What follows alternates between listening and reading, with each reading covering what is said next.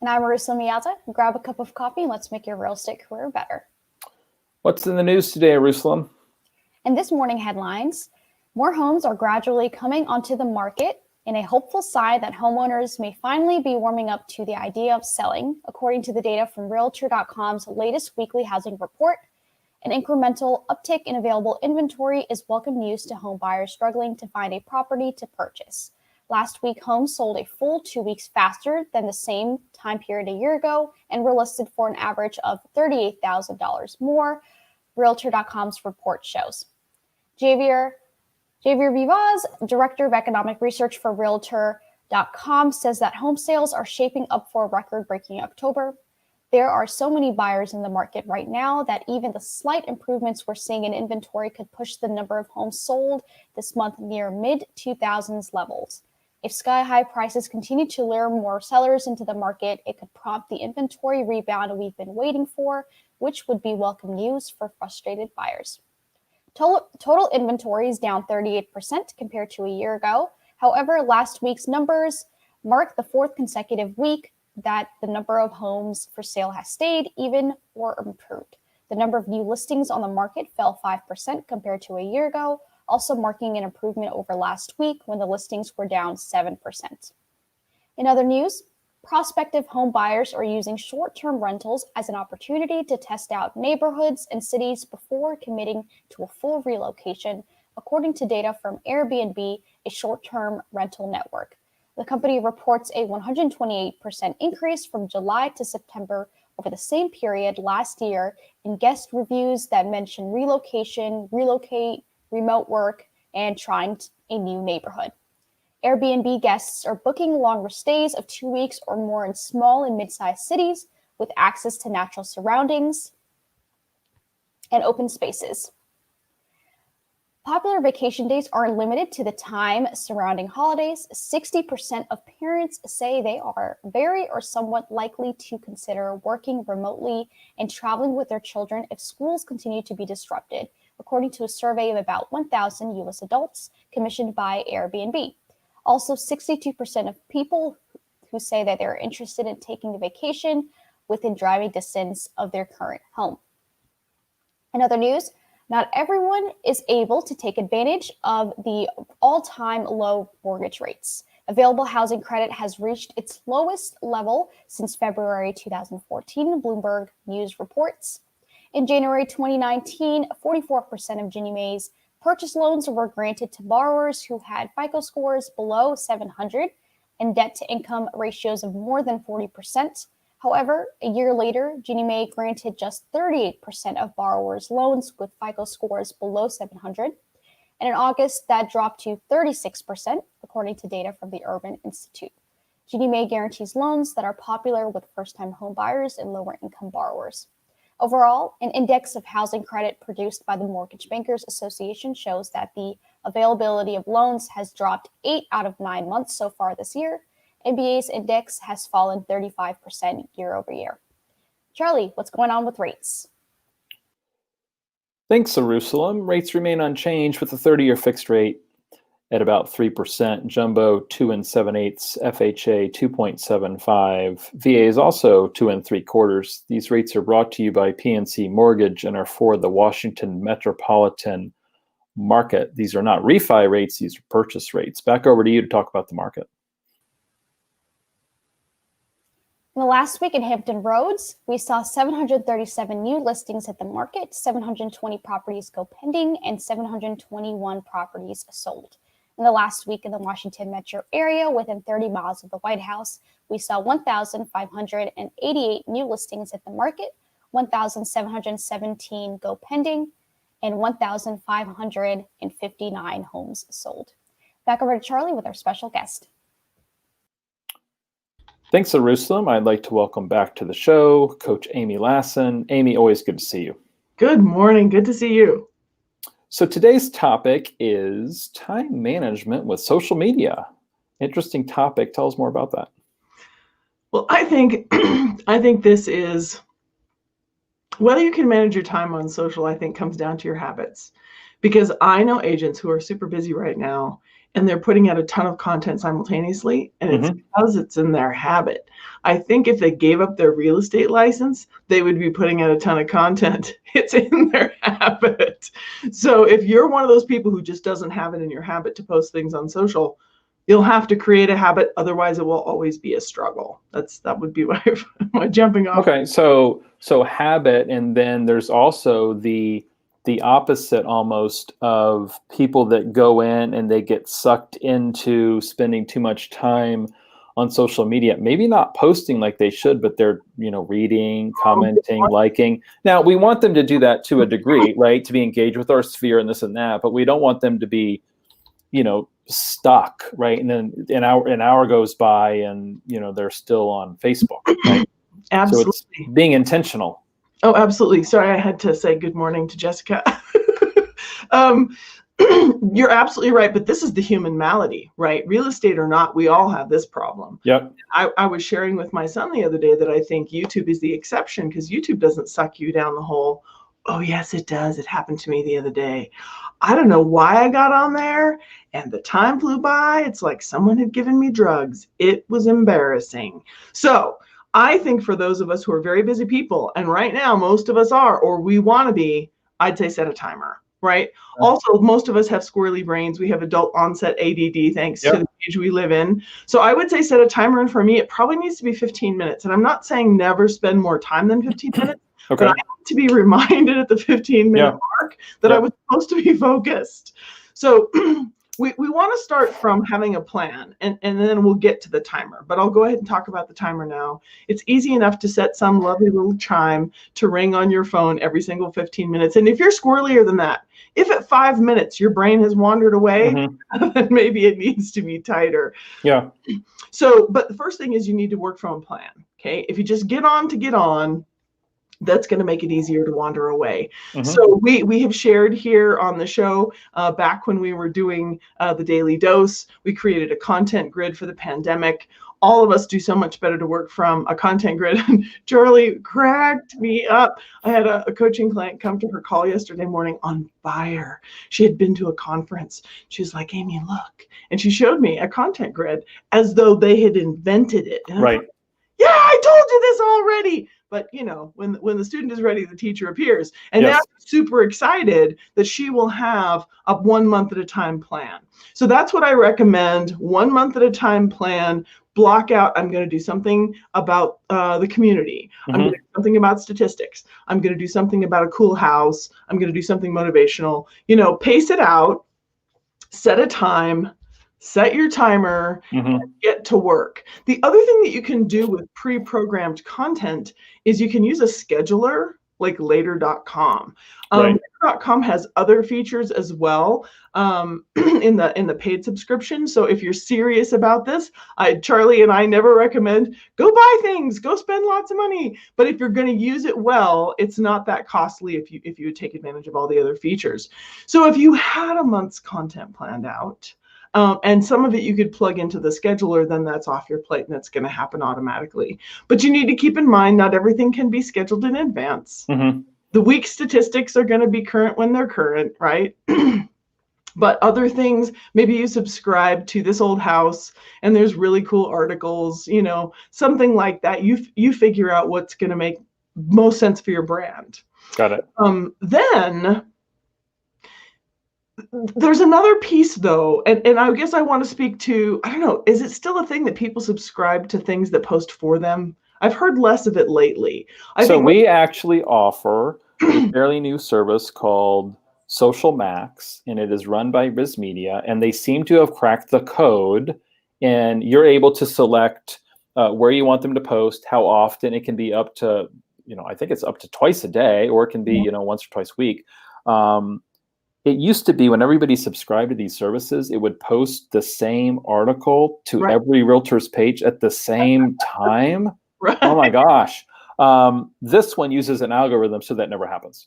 Oh, that's phenomenal. So, we offer this service. If you're not, an associate with RE/MAX Allegiance and you're watching this in Atlanta, Georgia, Riz Media offers this. You can do it as a one-off. Our account, you can, obviously we offer it cheaper, but I've been very impressed with that content. And I think the agents that aren't good at this or don't want to be good at this, to have something set up so your social media does not look like a graveyard is important. And this solves the problem, Good point. And now you're making me think that I should have prepared a document where we could show like different tiers. Because when you said if there are agents who don't want to be good at this, I think those agents though need to accept that their engagement is a placeholder and it's not going to get the dynamic results that someone else will, right? Yep. So the truth is the world of social media is almost as vast as the internet itself. So it's a communication platform. It's an advertising platform. There's so much that all these social media channels, and we're talking about Facebook, LinkedIn, Instagram, YouTube. I don't know. I'm trying to think of the other ones that actually, for some people, it's TikTok. I'm not one of them. But these social channels are very. I can see Aruslam on TikTok. We'll have to ask her if she's on. If she's nodding her head. Hey, Aruslam, come back on and talk to us about what you do with TikTok. You play a song in the background and then you just dance to it, or you point to specific facts that you're discussing. It's pretty popular for teenagers right now. So, yeah. And I definitely recommend it for real estate agents who want to try something new, like showing a listing, or if they want to talk about some fun facts about real estate or give some home buyer tips and things like that. Cool. Interesting. So you would say that you're a TikTok power user? I wouldn't say power user. I think my younger teenage siblings are TikTok power users. I'm more of a play around with it, fiddle with it a little bit, and then just watch a lot of TikTok videos pretty much. I can't say I've ever even looked at the app. All right, Charlie, now I'm wondering if Ruslan and I should develop a class on TikTok for realtors that make some attendance. That would be, I don't know, maybe a worthy challenge. It would be. I mean, it seems to me that TikTok is here to stay, right? Sure. They worked out this whole political issue. It's so the company's not being threatened in the U.S. anymore. It doesn't seem like, and we know some people in different ecosystems that have gotten lots of followers from doing TikTok real estate videos, right? I mean, has it resulted in business? I'm not sure. It certainly skews young. Sure. But I'm sure there's some success stories out there. But I think if you're just starting, Facebook and Instagram are probably, where to just post, sometimes I think we overthink this. Sure. If you're an average agent and you're closing a deal a month and you're posting on Facebook on a semi-regular basis, right? There's no reason why you can't put your listings on your personal Facebook page, right? You're not overwhelming people with it, right? If you're posting other pictures about you and your dog, or you just ate at a new restaurant and it was lovely, So I'm not here to say that the whole page should be real estate, but I think there's a lot of people that get caught up in this whole personal versus business page. And the reality is, what's the number? 3 to 5% of people will see our posts on our business page if we don't boost or show them as ads. Right. Because that's how Facebook makes money. Right. So I hear coaching clients, they'll be like, one of my to-dos is to make a Facebook business page. And my question is always, well, great, but what's the outcome that you want? Sure. Because if it's just to post and never pay, no one's going to see it anyway. And frankly, I think it's a waste of time.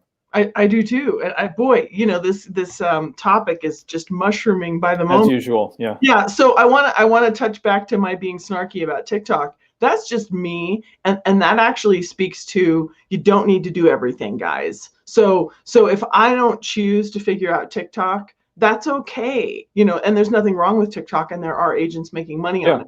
The thing of it is, those of us who are currently dominating on social, we kind of need to pick a lane and stay in. Otherwise, we're overthinking it. Yep. But you're making such incredible points about personal versus business, and you nailed it. It was April of 2018 that the algorithm changed so that all business content is being really suppressed. And this isn't a secret. Like, I got the article from Facebook. Right. Yeah. Class. So if you're not paying, you're right, it almost won't be seen. It doesn't matter if you have 2,000 followers or not.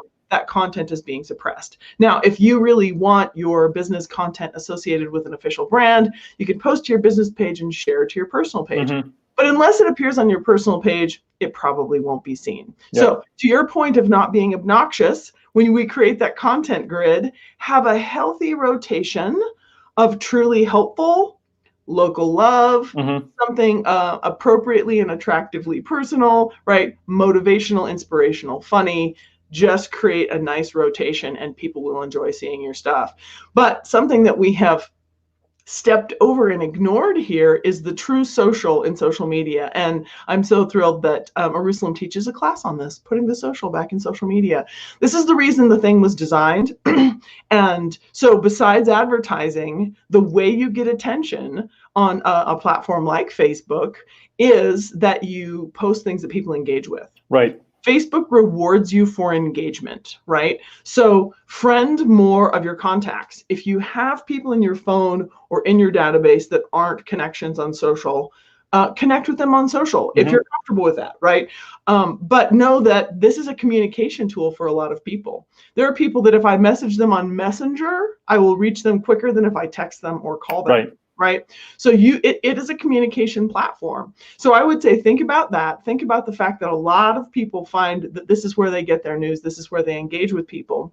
So spend part of your day, and I wish I had a perfect amount of time, and I don't. Let's say 10 minutes minimum, or maybe 10 minutes period. Get on there and look through the list and comment on other people's things. And here's a way to absolutely manage your time. Speaking of the word list, the word list has a formal meaning in Facebook in particular. I can take all of my contacts and I can organize them in lists. I can have a family list so that if I'm posting for the third time in 2 days about my dad's sprained ankle, only my brothers and sisters see it, right? It doesn't have to be that all my clients and all my friends and agents in other states are having to see me talk about so much family stuff. So you can organize your entire sphere of influence. That's everyone who knows, likes, and trusts you and would do business with you. And that includes past clients. It's a list. Pull up your sphere of influence list. And for 10 minutes, sprint. Go through there and find wonderful things that they have posted that you can comment on. And don't heart, don't thumb, comment. The rule is 3 sentences, right? So exciting to see that your son got second place in a track meet while wearing a mask. I don't know. They don't do that. Maybe they don't run track meets wearing masks. That would be horrible. But comment, right? Look for opportunities to really engage with people. That helps to create community. So I think that that's a hugely overlooked part. We're always saying, what am I posting? What am I posting? It's not all about you, right? Make it about other people. And that's a huge part of the discipline that will get you better engagement, better followers, and better reach for your own posts. Good. Okay, excellent. What else regarding kind of time management and social media in general? Well, with looking ahead, making a plan, and using a scheduler, you can even schedule video content. So if you're doing a series on how to get your offer accepted or how to get top dollar or whatever it might be, maybe you have a 5-video series, you can plan these out in advance. You can put them in the scheduler, and then those are arriving and you're not having to overthink it. Another tool that I want to pitch is the one that we're on right now, which is StreamYard. When you go live on StreamYard, you can be live in 3 places at once: Facebook, LinkedIn, and YouTube. So now that's not pre-scheduled. I mean, it's not like we pre-recorded this show and put it in the can, but we are in 3 places at once, and that is an efficiency. So later.com, StreamYard, I recommend both of those. Putting your contacts into lists, that's going to make you more efficient. Working from a content grid, you can download the one that we created at the beginning of COVID, if that's a place for you to start. And then just really set the time each day and don't give yourself excuses. I think the other thing might be start small. Like if you're overwhelmed by everything we're offering and you're thinking, I don't have time, I'm under contract. Okay, well, do 10 minutes a day and see how you do, right? Somebody asked me the other day, why do you go live on StreamYard? Why don't you just record the show? And I said, well, because we have to do it. Otherwise, we wouldn't do it. Good point. Right? It would be, oh, I've got too much going on, Amy. Let's push that show to next week. Right? But if these are live, these are live shows, but then they're in the can. They're there forever, right? All of our shows that we've done are on YouTube. right? Going back to, I think, even the Between Two Coaches shows, going way back, right? Before we even knew what StreamYard was. True. We found StreamYard almost by accident because there was a week that Zoom stopped working with Facebook, and we're like, oh gosh, we need to figure out another solution. That was like in May, like in the midst of the pandemic. We still really didn't know what was going on, and we had lots of people watching the show, and it was like, oh, what are we going to do?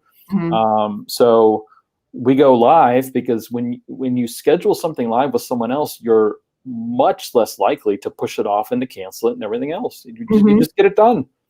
I love this point, Charlie. I think because there's another layer to when you and I choose a topic and it's on the ding dang calendar, we prepare. Right.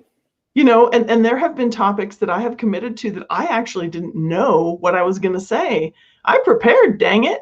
And I don't know, like you say, if we'd come up with this idea and said, hey, someday let's do a show on X, I don't think I ever would have done it. Right. Yeah. Yep. My son calls it throwing your hat over the fence, people. Throw your hat over the fence. Scheduling to go live, you're making a commitment. Yeah, and figure it out. And we really have. Oh, that's such a good point. I love that. What else do you have for us today on this topic?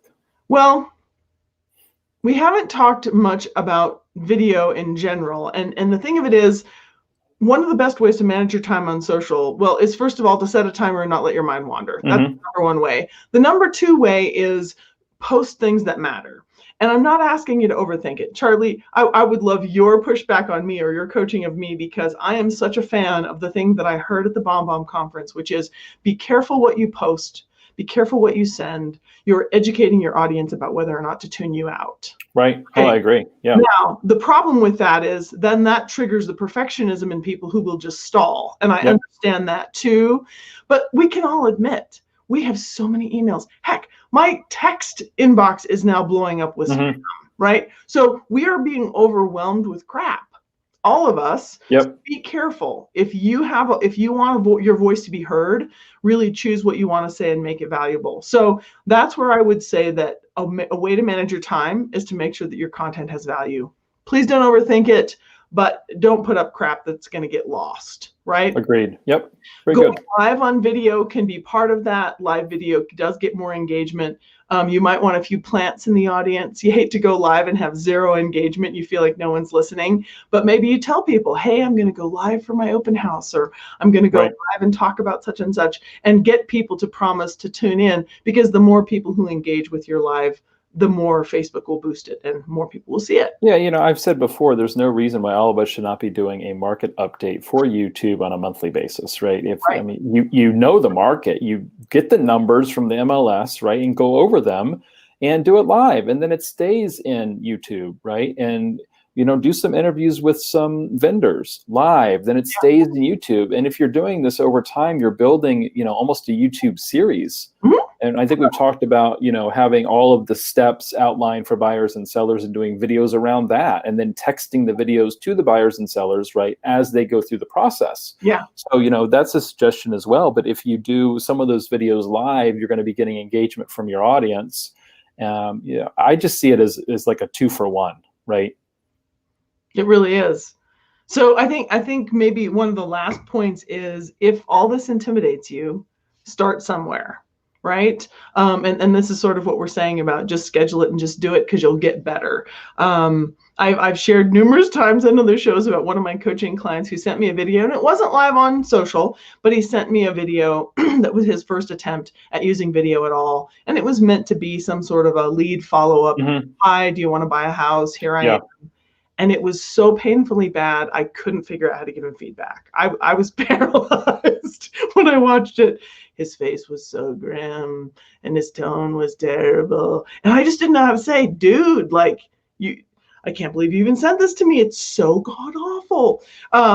But what's happened is he just never gave up, and extremely quickly he got good. And video is one of his best things. He doesn't overthink it. When he has a crazy idea, he goes for it. He does lifestyle videos, even for less expensive homes. And it's a huge part of what attracts even his own sphere. This is a guy who argued that he wasn't confident with talking to his sphere about lead generation. Okay. He didn't want to call them and say, hey, high school buddy, hey, old former coworker, I'm in real estate now. He refused to do it. He was just going after cold leads. And when he started promoting his listings and promoting his service in video consistently, suddenly his sphere came out of the woodwork. And this year he is drowning in sphere referrals because they found him. They found him online. So I would say start somewhere, start small, but create a daily habit. If you do nothing but a daily 10 minutes of engaging, years ago at the Curator Conference, they had talked about a 2-2-2, and it probably needs to be a 10-10-10. But I'll tell you what the 2-2-2 is. It's go online and find 2 people's posts to comment on. Find 2 people that you're willing to post on their wall, right? Okay. That's like the handwritten note, but with a spray can, right? But you're posting on someone else's wall. You're an amazing person. Happy birthday, happy anniversary, whatever it is. And then message 2 people in Messenger, 2-2-2 single day. You know, just make it a discipline. I think that's pretty small given the amount of communication we want to have. But hey, start wherever you start and grow your habit. I like that. I think that that's a good place to leave it. So we'll leave it there. Always good to see you, Amy. Have a great rest of the day. Thanks. Back over to Jerusalem. Thank you so much for watching. And as always, we are here to make your real estate career better. Take care, everybody.